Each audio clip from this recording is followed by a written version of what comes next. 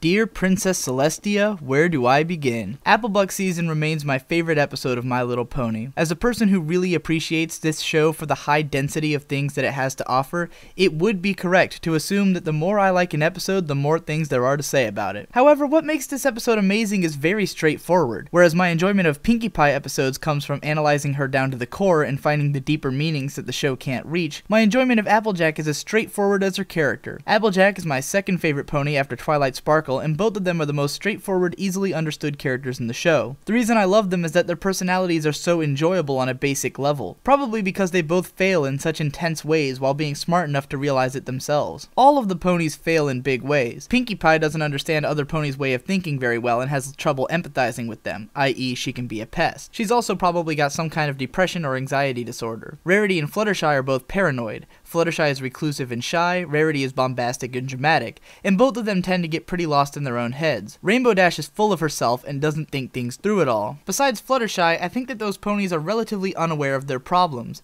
Rainbow Dash sees herself as flawless, Pinkie Pie doesn't bother to think about it, and Rarity is a drama queen. Fluttershy understands that she has a problem and works to combat it sometimes, but her default mode is still pretty much hikikomori. So this brings us to Applejack and Twilight Sparkle, who are the most self-aware and grounded characters in the show. Applejack is stubborn and a bit closed-minded, but she seems to be aware of this. Even here in Applebuck season, she knows going into it that she's making a mistake, but her pride is too strong to admit it, and the deeper she gets in, the harder it is for her to admit what an idiot she's being. It's a massive failure that works so well because she's an otherwise sensible pony. This is something we've all probably experienced at some point, unwillingness to abandon our past feelings and actions and admit that we're stupid and wrong. I know it's something that I've done countless times. Twilight is similar to Applejack in her self-awareness, but I also think that Twilight has some personality disorders that she hasn't come to grips with, which factor in a lot of the time, especially her paranoia regarding Princess Celestia. Sure, there are some ways that Applejack isn't self-aware, mostly in how she tends to see herself as knowing what she's doing and being unwilling to take advice from others, but again, this is always something that she has to come to grips with by the end of the episode, and she gets better at it each step of the way. This doesn't make Applejack a better or more interesting character, nor does it make her my favorite. I love her just for her innate qualities. My point is simply that anyone can see why this episode is excellent.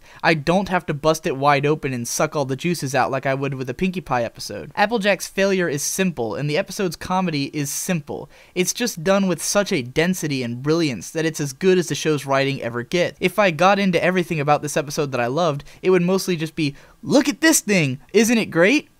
And yet, I don't hate the idea of doing that. Sometimes I just want to gush. Egoraptor style. Dude, isn't it awesome how Applejack is like supposed to be uneducated and stuff, and she rejects Big Macintosh's fancy mathematics, which, by the way, one pony plus hundreds of apple trees, yeah, that doesn't add up. And yet she uses the phrase bumper crop, which sent me to the dictionary, because like, she's not educated about things like math and fashion and high society, but she knows her craft super well, and actually has like a really sharp wit, so the reality is that she's a highly intelligent pony, whose knowledge simply is in another place. And isn't it insane how the animation quality made such a gigantic leap from episode 3? I mean, in that episode, then the ponies usually had neutral expressions and poses most of the time, and there weren't a lot of big changes to the basic character models. But now in this episode, it totally opens up, and there's like a shitload of original animations. Many of the animations and a ton of the facial expressions are exclusive to this episode, and I don't only mean the standard Applejack faces with extra lines under the eyes, but I do love those. Isn't it intense how they originally intended for Applejack to be hitting her head on trees to knock down the apples, and that's how they conceptualized this episode? But then they realized how fucking insane and dangerous that sounded, and created this totally awesome concept of applebucking, which became an integral part of the show's world building. Also, how they still have Applejack hit her head a couple of times, and those mark the noted progressions on her road to insanity. Isn't it a weird inconsistency how Applejack tells Big Macintosh that she can do all the work in a day, but then a week passes between her rounding up all the cows and then attending the award ceremony according to Rainbow Dash? But it's even better this way, because Applejack probably hasn't slept in a week, and I have friends who do this sometimes, and they act exactly like Applejack does here. The speech scene is such a great character exercise, starting with Twilight organizing her cards in this totally OCD way, and getting all nice and prepared to speak, but then the inconsiderate Rainbow Dash interrupts her, followed by Pinkie Pie being ridiculous, and then by Fluttershy, who honestly isn't that considerate anyways, she's just really shy, so this still says something about her character. Isn't the constant dry comedy surrounding Applejack's tired state just the funniest shit you've ever seen? Her dialogue, her performance, and every little thing, like the horrible grinding as she drags that statue away, and there's no music for most of this whole scene, just watch it.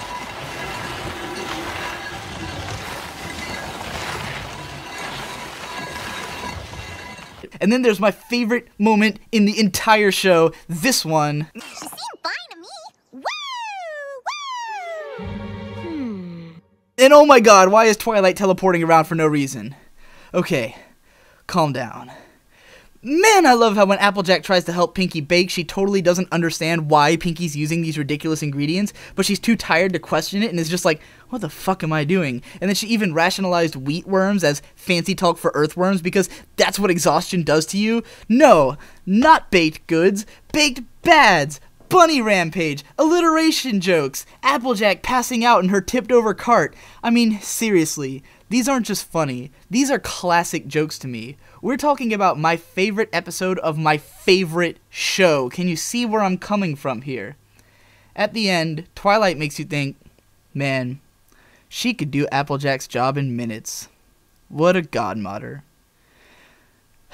I'm real glad the town gave me the Pony Pony Pony award, but the real reward is having celery.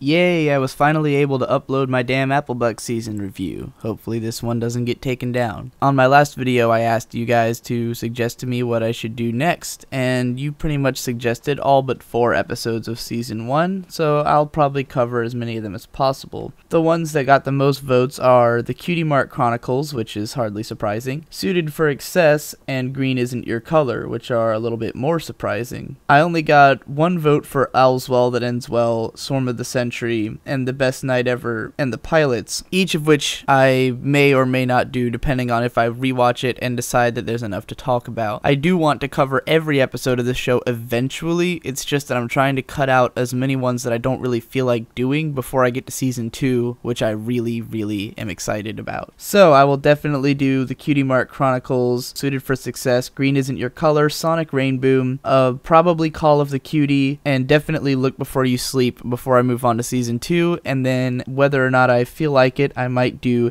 Dragonshy, Bridal Gossip, Storm of the Century, All's Well That Ends Well, The Showstoppers, The Stairmaster, The Best Night Ever, The Pilots, and Winter Wrap-Up. So look forward to all of those. Also, I've gotten several offers for people to draw me a pony Sona to use for these videos, where they'll draw me the full set of expressions that I need. So as soon as that happens, I will be changing format again, and we can all possibly be happy with it. And by the way, if you still haven't gone to my website, you should totally check that out, cause it's got all kinds of cool stuff.